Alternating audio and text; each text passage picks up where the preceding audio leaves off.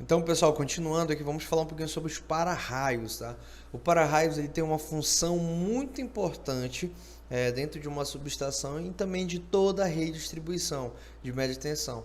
Ele faz ali justamente a filtragem, né, durante uma descarga atmosférica ou durante um surto na rede, um surto de tensão.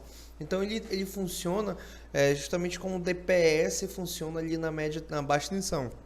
Então, ele verifica ali se existe, se ocorre um surto, né, uma descarga atmosférica, uma anomalia na rede, e essa anomalia ele passa a conduzir essa anomalia para o terra. Entendeu? Então ele funciona no mesmo princípio do varistor. O que é o varistor? Ele pega ali, o varistor ele é um resistor variável. Então quando eu aumento o nível de tensão, eu diminuo o nível de resistência e eu favoreço a passagem da corrente por ele. Então como ele está em paralelo na rede, quando eu tenho um surto de tensão, eu aumento o nível de tensão devido a esse surto, né, por milissegundos, e ao mesmo tempo eu vou diminuir a resistência do para-raios. Então, quando a tensão sobe, a resistência do para-raios diminui. E essa resistência, quando diminui, permite que esse surto, em vez de ir para a carga, fluir na rede, passa a ir para o aterramento, tá? E daí a necessidade de ter um aterramento bom também para poder essa resistência equivalente em série, tanto do próprio para-raios quanto da malha, ser baixo o suficiente para permitir que esse surto flua para a terra. Então essa é a função dele. Característica deles que eu acho muito importante nós falarmos. Nós temos aqui essa saia de isolamento, né? Que ela tem essa saia, tem essa característica aqui, como se fosse saias para evitar, para diminuir o efeito corona, né? Como nós sabemos, o ar ele tende a ficar cada vez mais ionizado com um nível de tensão alto e a umidade.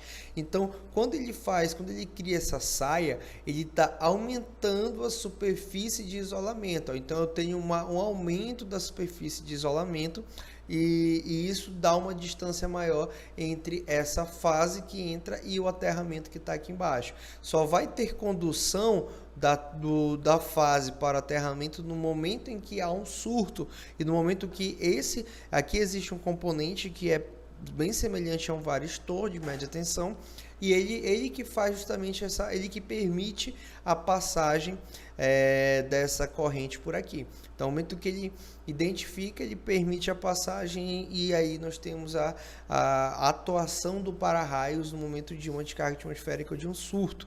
O que deve ser feito ali com relação à manutenção no para-raios? Primeiro, você tem que verificar se o nível de isolamento dele está funcionando, né? Então você vai ter que fazer um teste de isolamento, e dessa forma você está verificando se realmente essa saia de isolamento está funcionando. Por quê? Se ela não estiver funcionando, mesmo quando não houver uma descarga atmosférica, quando não houver um surto, vai ter um curto-circuito entre fase e terra, porque esse isolamento não está funcionando. Só pode ter esse curto-circuito, só pode ter essa passagem de corrente quando tiver um surto.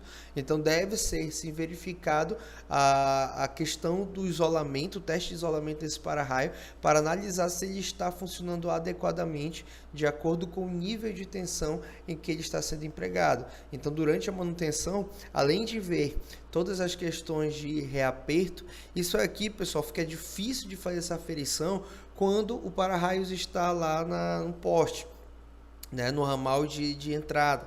Mas se ele estiver dentro da subestação, né, no cubículo de entrada, nós conseguimos fazer as aferições desse para-raios ali na entrada. Existe para projeto, existe um limite, né, que diz quando vai ser necessário utilizar o para-raios na entrada da subestação. Não é todo momento, tem uma questão de distância e tudo mais. Mas quando você puder fazer os testes de isolamento, você tem que fazer, certo? Outra coisa é a chave seccionadora, tá? Nós temos aqui a chave seccionadora, que é um dispositivo que vai justamente fazer a abertura, tá, pessoal? Ela abre e fecha os circuitos, porém, a chave seccionadora não pode ser utilizada durante carga, né? Se eu tenho ali, por exemplo, eu tenho aqui a foto dela, eu tenho essa chave seccionadora fechada e tenho a condução de corrente média tensão, eu não posso abrir essa chave sobrecarga, porque ela não tem os meios de extinção de arco elétrico como existe no disjuntor. Aqui nela isso não existe. Então, no momento que eu abro ela sobrecarga, vai existir um arco elétrico. Esse arco elétrico pode vir a danificar ou causar um acidente grave. Então, para a utilização da chave seccionadora, nós não vamos utilizá-la sob carga. Então, primeiro a gente alivia a carga, desliga ali o disjuntor de baixo, depois o disjuntor de média e abre lá fora para poder eu aliviar e abrir as cargas aqui dentro. Tá? É muito complicada essa situação. Então, existe aqui alguns métodos de diagnóstico da chave seccionadora. Nós temos aqui as características dela. Nós temos os isoladores. Tá? Isso aqui são isoladores de média tensão. E por aqui, essa chave faca, né? Ela que faz justamente a condução, essa estrutura que faz a condução da corrente, né? Uma chave seccionadora tripolar, onde o seu acionamento ocorre ao mesmo tempo, é uma característica, é uma exigência de subestação que essa abertura e fechamento ocorra de maneira síncrona para evitar o surgimento de arco elétrico, certo? E neste caso, ela não tem aqui nenhum dispositivo de proteção.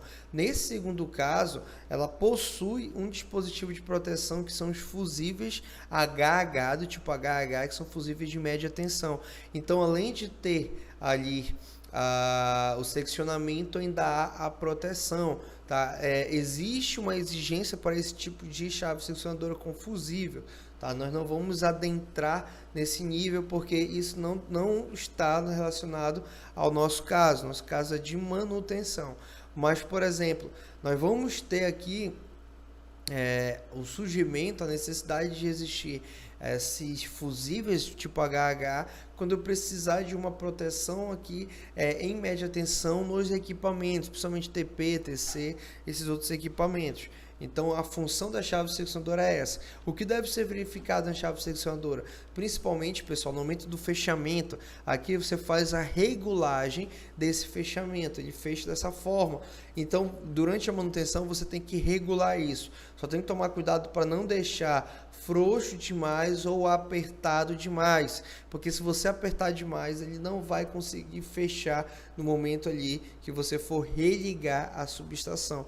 Então, na maioria das vezes, para os alunos, eu acabo dizendo para eles não mexerem tanto nisso, apenas se eles verificarem na termografia que existe surgimento de pontos quentes. Aí precisa de um ajuste para fechar. Mas no momento que você está ajustando, você faz o teste. Vai fechando e vai fazendo o teste mecânico mesmo para ver se está conectando da maneira correta, se está ali, se ela está fechando da maneira correta. Por quê? Se ela não fechar corretamente, se não encaixar corretamente, tanto ficar frouxo ou não entrar, o que acontece, pessoal? Isso daí vai gerar um arco elétrico e você não vai ser capaz de intervir na hora, não sei se você desligar novamente a subestação.